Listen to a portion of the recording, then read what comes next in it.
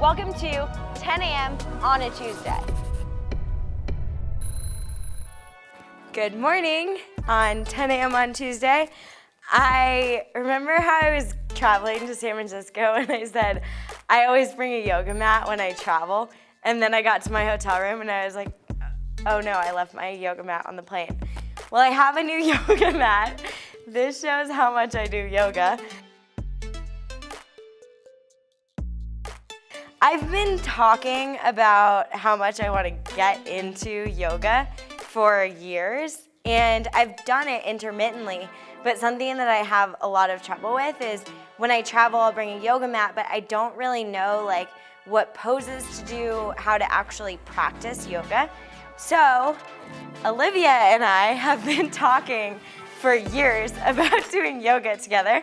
So if you guys don't know, Olivia is an amazing rock climber, which is how we know each other. But even more impressive is Olivia's skills with yoga. As an instructor, she travels around the world teaching and practicing yoga. So we're finally linking up after like 3 years of talking about doing yoga together. What really attracted me to come and learn from you is just the fact that you know about traveling and you know about climbing and how yoga can kind of intrinsically weave into helping climbing. So tell me about Ashtanga yoga. So Ashtanga yoga is a sequence yoga. So the first series is called the primary series. And the whole principle around it is it's a very grounding series. So it kind of works, you know, with the hips. And it sort of prepares you for the series to come. And so everyone does these postures, which are kind of like the warm-up. Okay. And then, so this side has the primary series, which are these postures. And then this is the finishing sequence. And so what I always really loved about this was I was always traveling a lot to like Europe climbing. And when I found yoga, I could take this with me. Right. You know, and I could still practice. If I learn all of these movements today, how do I then get this sheet? Well, I can give you one. But you can find it online. Okay.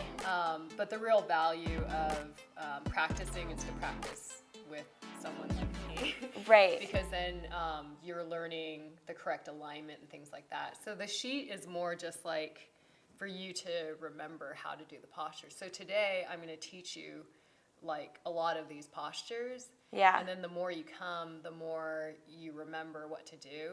And your body remembers that proprioception of the movement. Yeah. And so this is kind of more just like when you travel and you're on your own, you can be like, oh yeah, I remember that posture. And right. you know how to do it. So this sheet doesn't have like instructions like turn your foot and do this. Yeah. Well, it's like more, a topo in rock climbing. It's exactly. like the guidebook isn't going to teach you how to do the actual climb. So in theory, one day, my hands will touch the ground. Exactly.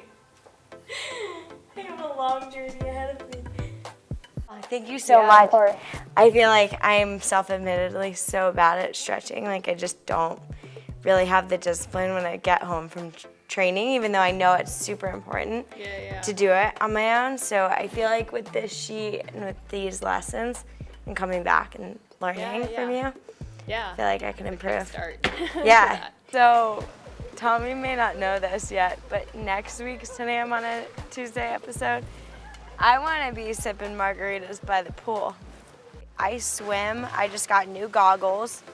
Swimming is a great workout. I could be there. We could cool off. Just did yoga.